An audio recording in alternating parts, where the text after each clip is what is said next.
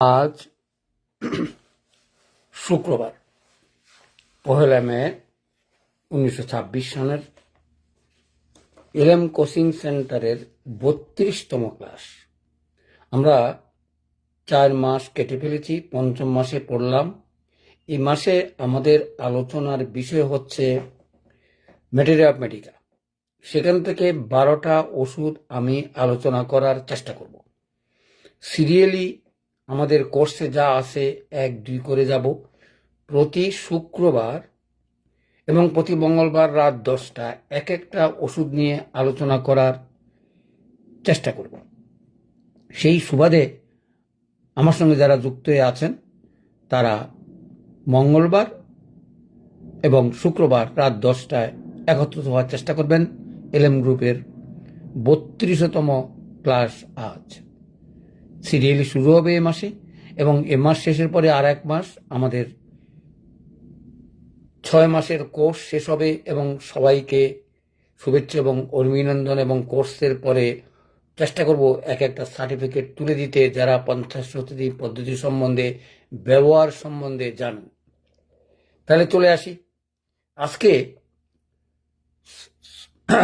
সরিক মায়াজমের sulphur নিয়ে আলোচনা করার চেষ্টা করব, কারণ ওষুধ নিয়ে আলোচনা। প্রশ্ন আসছে এত কিছু থাকতে সালফার কেন আমি অথবা আমাদের সিলেবাসে যুক্ত হলো। যুক্ত হওয়ার কারণটা যদি আমি ব্যাখ্যা করি, প্রথমেই বলবো আমাদের লক্ষ্য হচ্ছে মায়াজমেটিক এবং কনস্টিটিউশনাল চিকিৎসা করা। আমরা অনেকে কনস্টিটিউশন সম্বন্ধে জানি না। হোয়াট ইজ কনস্টিটিউশন এবং কনস্টিটিউশনের কিভাবে ওষুধ আছে এবং কিগুলোর কাজ কি, এগুলো অত বিস্তারিত পরে আলোচনা করার চেষ্টা করব। আজকে মায়াজমেটিক ওষুধ অথবা কনস্টিটিউশনাল ওষুধ হিসাবে চিহ্নিত 1 নম্বর ওষুধ সালফার। তাহলে বুঝতে পারছেন ওষুধ অত্যন্ত প্রয়োজনীয় এবং বেশি ব্যবহারশীল, কিন্তু ব্যবহার করা যায় না। কি কঠিন! এটা বহুল ব্যবহারের প্রয়োজন, কিন্তু ব্যবহার করা যায় না। আর সদ্যপ্রাপ্ত যারা পাশ করে বেরিয়েছেন তাদের পক্ষে তো আরো কঠিন।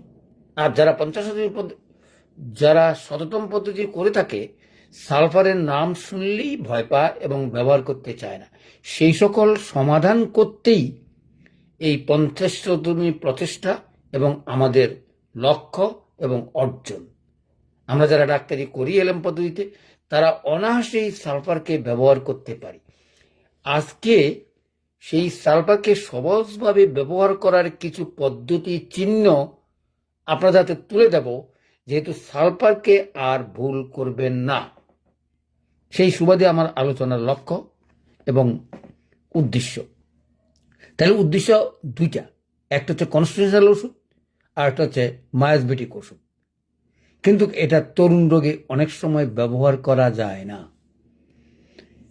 পারবেন না এমন না, আমিও অনেক ক্ষেত্রে এত সুন্দর অ্যাকশন পেয়েছি তরুণ রোগেও, যদি লক্ষণ সমষ্টি মিলেই আপনি ওষুধটা প্রয়োগ করতে পারেন।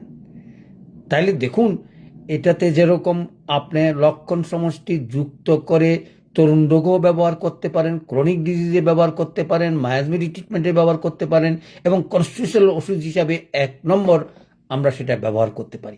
আজকে সেই সুবাদে আলোচনা, এবং খুব সহজেই 4-5টা লক্ষণের কথা মনে রাখলে অনায়াসেই আপনার পার্থক্য নির্বাচন করে সেই ওষুধটা প্রয়োগ করতে পারবেন।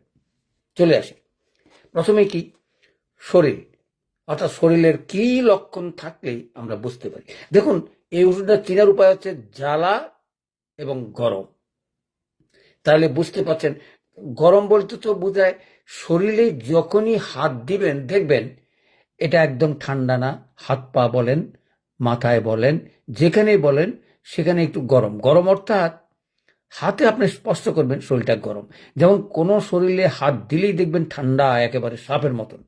কোনোটা হচ্ছে গরম নর্মাল থেকে অনেক বেশি। অনেকে শরীর ধরলে গরম অনুভব হবে না, আর অনেক শরীর ধরলেই বুঝতে পারবেন এটা সালফার বডি।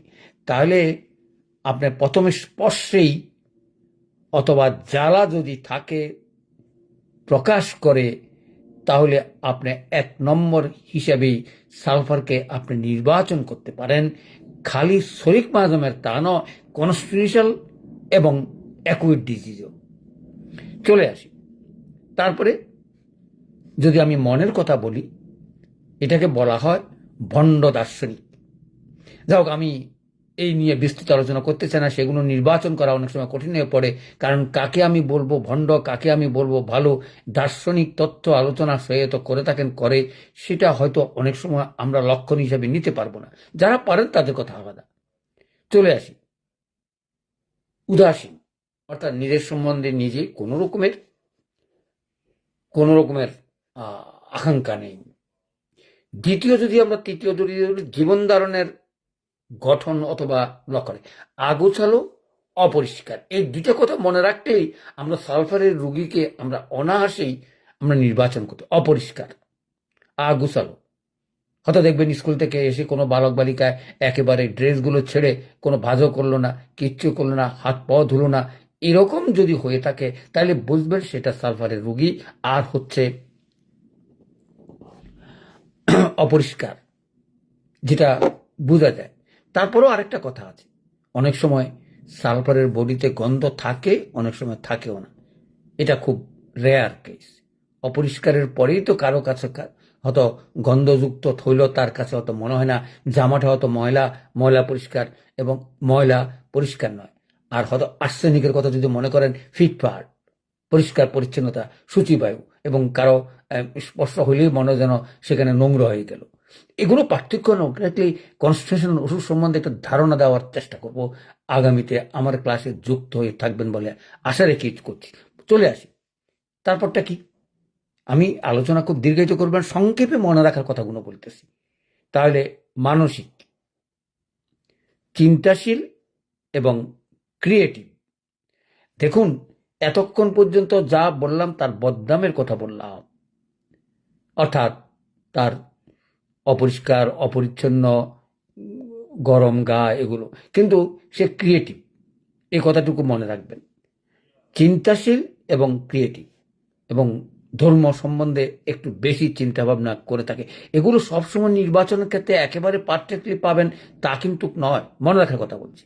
সংক্ষেপে যদি আমরা বলি, সে অহংকারী, সে নিজেকে নিজে দার্শনিকভাবে এবং নিজেকে ভাবে অনেক বড় ভাবা, এবং সেটাকে আমরা অহংকার হিসাবে তুলনা করতে পারি। আর